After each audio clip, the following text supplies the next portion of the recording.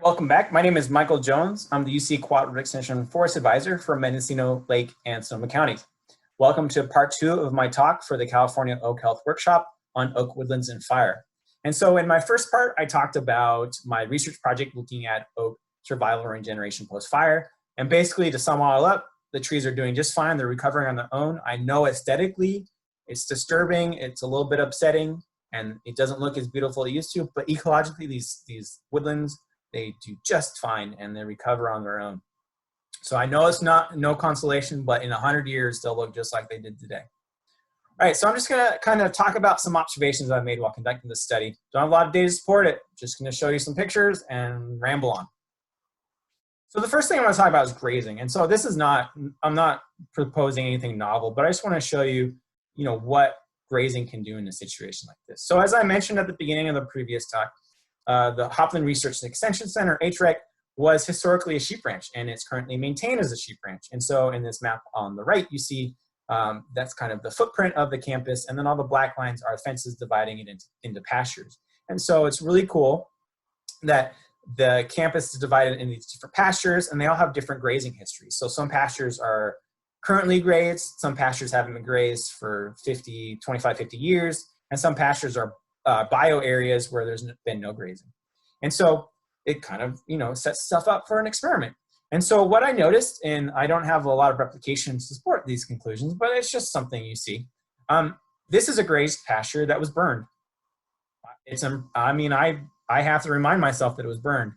There's very little evidence of any fire occurring here. In fact, when we first went to the site, there was not even 100% consumption of the grasses. There were still green clumps, or even, well, it was the time of year, it was dead or brown clumps of grasses that weren't consumed by the fire. There's no evidence of charring. There might be like an inch or two of charring on some trees, but it's so low severity.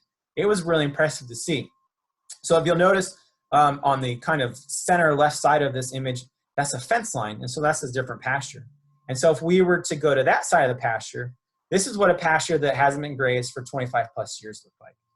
We see a lot of, consumption of the underground biomass, the understory biomass is gone.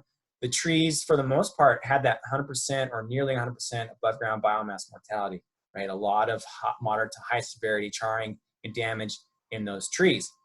And so this was the pasture that hadn't been grazed. And this is, again, you can see that fence on the left side, that's the pasture that had been grazed. So look at the difference.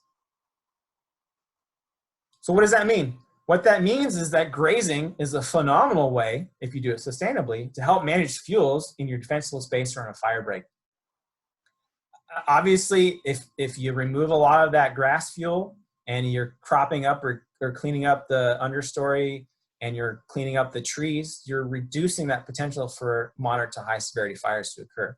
So this is phenomenal. So I think it's just supports all of the studies and all of the information that we're providing, and our rangeland advisors are talking about, is that grazing is a phenomenal way to help manage for wildland fire. Here's where it gets important to think about this, is that from a safety and a fire management perspective, grazing is awesome, but you have to think about ecological impacts. And I'm not saying that grazing is a bad thing, but I think you have to remember that these are livestock grazing the understory. So that means if there's any oak regeneration coming in, it's likely going to get consumed. And so what I've noticed in this pasture, the large mature trees are still alive and healthy, but there's no regeneration. If I go to this pasture, where it hasn't been grazed, a lot of the trees above ground biomass has been killed. There's nearly 100% resprout of all those trees, and we have just impressive amounts of oak seedling recruitment. So what happened was, this was a much more disturbed site. It might have created more favorable conditions for oak regeneration to occur naturally. Whereas this site, probably that acorn seed bank has been consumed over the years, or maybe it never really established, and there wasn't enough disturbance to maybe create conditions that would facilitate new recruitment. We'll see. Again, this is only a few years later, but we'll see what happens.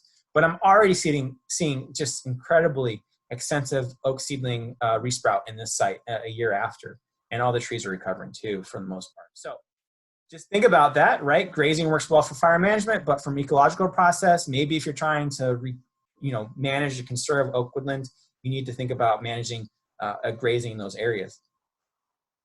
All right, the other great thing, if you will, of this particular fire was that because of issues with fire suppression and land use history, we've kind of removed the natural disturbance of wildland fire from our oak systems, which is really important for conserving them a lot of the time.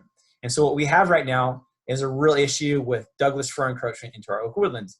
I'm not going to talk too much about this. If you want to learn more, go to Yana's talk, where she talks about oak woodland conservation. She goes into great detail about this particular issue for oak woodlands right now. But all I'm going to say here is that if you can see in this picture, all those tiny little stems, those are all Doug fir seedlings, saplings. The large tree kind of on the right side with the bark missing right there, that was a large Douglas fir tree. She had seeded out all of these other seedlings. And these bigger trees on the left, those are all oaks, mature oaks. So this is a really early stage of fir encroachment where there's a lot of understory. But if you can imagine in 50 years or plus, you know, these Doug fir are going to be becoming the dominant species in kind of shading out these oaks. So what happened in the site is, you know, it was this is a very high severity burn site, and probably because there's a lot of understory vegetation, a lot of those Doug fir seedlings really carried a lot of heat. And so we had a pretty much 100% above ground biomass mortality of the oaks. But so this picture was taken in 2018.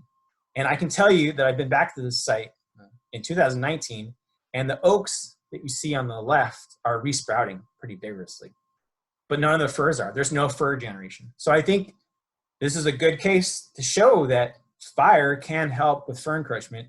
Not saying that we need wildland fire back on a large landscape level, but maybe the use of prescribed fire as a way of helping to manage these systems is something to consider, particularly, you know, given the amount of effort and be involved in to manually remove the fir from the system.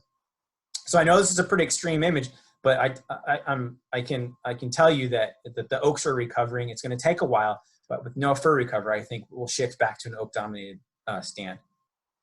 All right, so the last thing I want to mention is a tick study that I've been working on with some colleagues. If you know of the Western black-legged tick and Lyme disease, a lot of that research, the historical research, has come out of Hopland Research Extension Center.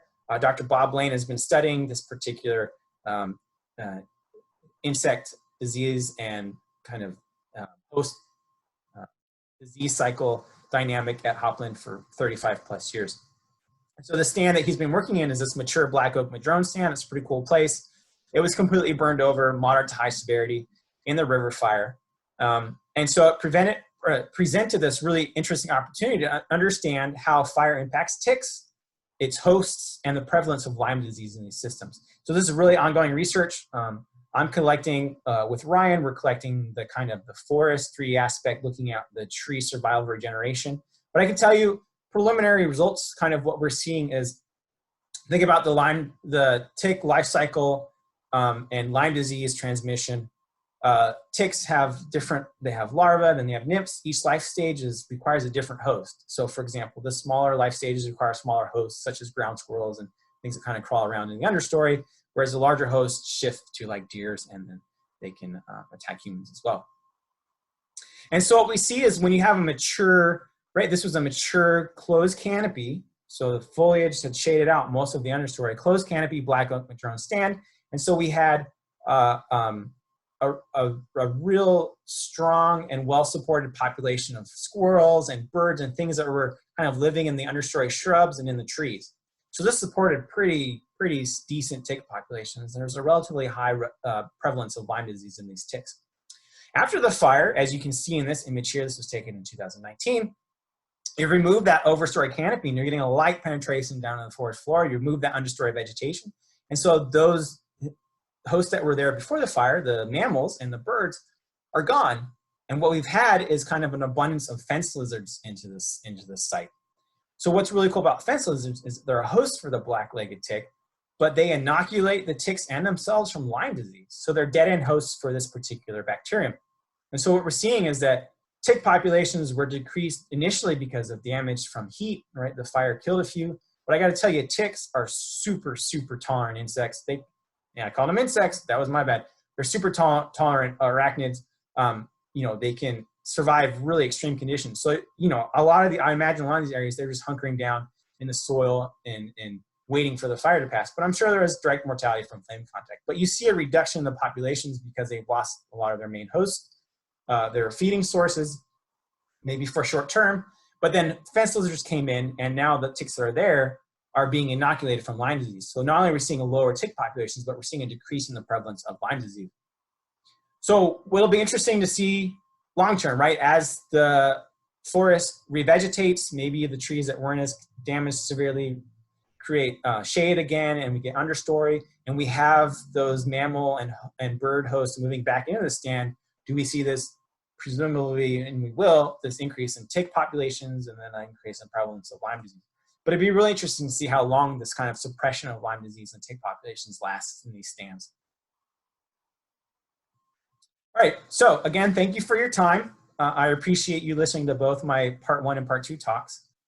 If you have any questions for me, on the website where you found this content, there's a link to fill in a question survey that we'll get ahead of time, and then we can answer it during the live Q&A session on the 21st.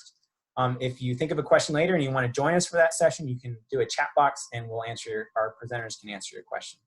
All right, well, thank you for your time, and I look forward to interacting with you virtually in a couple of days.